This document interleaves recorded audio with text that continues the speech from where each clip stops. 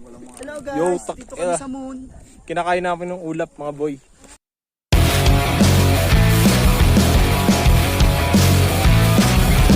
Yo, what's up? Magandang araw sa inyo. Ako si Jan Ansel Alipio at ito ang Jan's Electronics Vlog. Para sa mga bago pa lang napunta dito sa channel ko, kung hindi pa kayo nakasubscribe, ano pa hinihintay nyo, i-click nyo na yung subscribe button dito sa baba. Pati rin yung notification bell para lagi kayong maging updated sa mga future vlogs na i-upload ko. Dito sa video na ito, ipapakita ko sa inyo kung paano ko ginawa itong RFID vault na ito.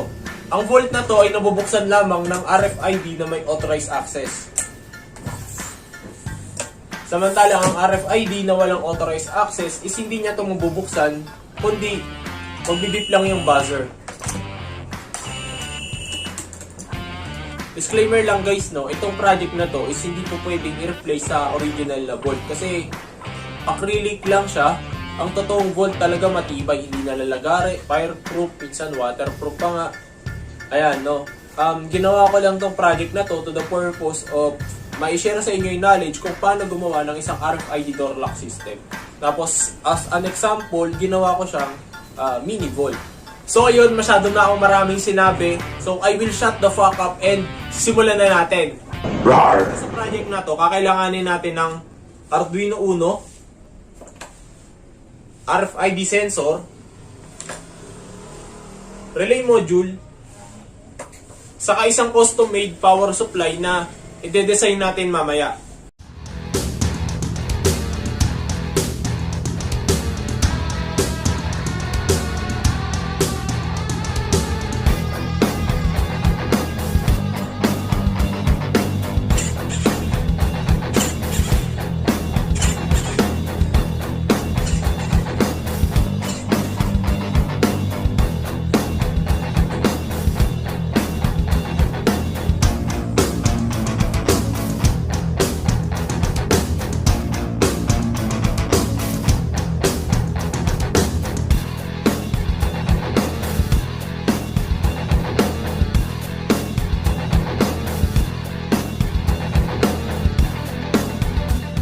So ayan, natapos ko nang gawin itong PCB ng power supply.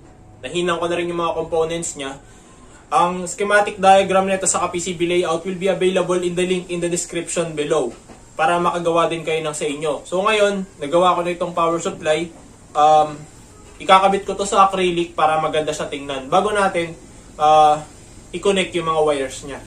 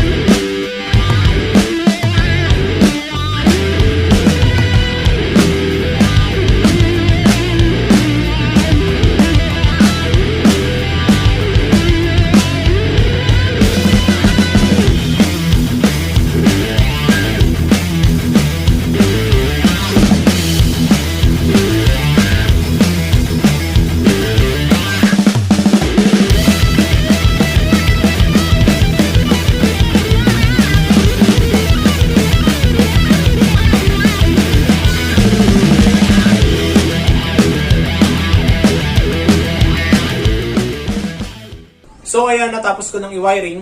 Ngayon naman, ipoprogram ko na siya. Yung circuit diagram, code, saka library na gagamitin natin will be available in the link in the description below. I-check nyo na lang. Sa pagpoprogram nito, kakailanganin natin itong USB which is kasama naman sa package kapag bumili kayo ng Arduino Uno. Saka kakailanganin din natin ng software which is ang tinatawag na Arduino IDE. Yun yung gagamitin nating software para may upload yung code dito sa Arduino Uno. Ang gamit kong code dito ay yung nandun sa link dun sa description sa baba. So, unang gagawin natin ngayon is i-import natin yung library. So, una, select natin yung sketch, then include library, and then add zip library. Merong magpa-pop up dyan na window. Diyan natin i-import yung library in zip format.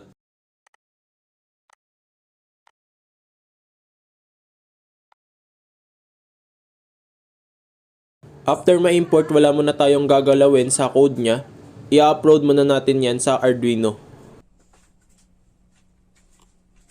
After ma-upload ng code, select natin yung tools, then open natin yung serial monitor. Then i-scan natin yung RFID tag na bibigyan natin ng authorized access. Then lalabas yung UID tag niya or unique identifier tag niya sa serial monitor. Ikakopy natin yon. Then i-replace natin siya sa XXXXX na yan. Then for the second time, i-upload natin itong code na to sa Arduino. Later. So ito na siya after ma-program. Naririnig yung nag-click yung relay kapag ginamit natin yung RFID na may authorized access. Ngayon naman kapag ginamit naman natin yung RFID na walang authorized access, naririnig nyong tumutunog yung buzzer niya.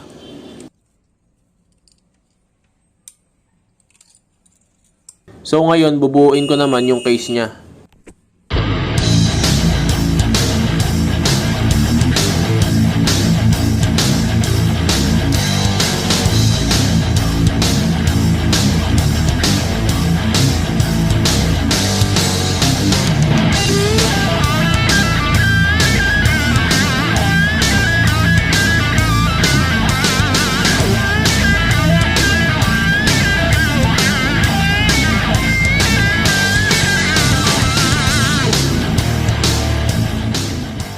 Bale, ito na siya, malapit nang matapos.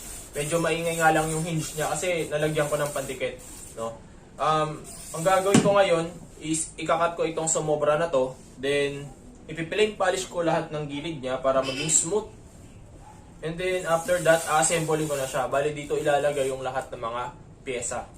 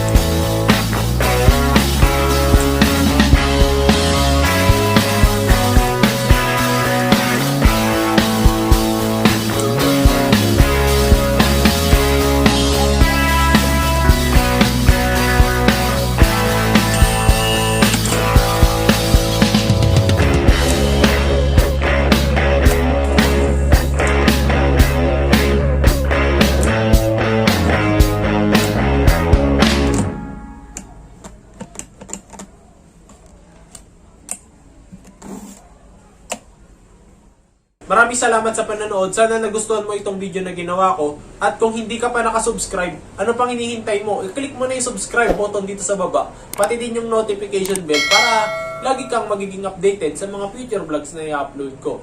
So, hanggang dito na lang.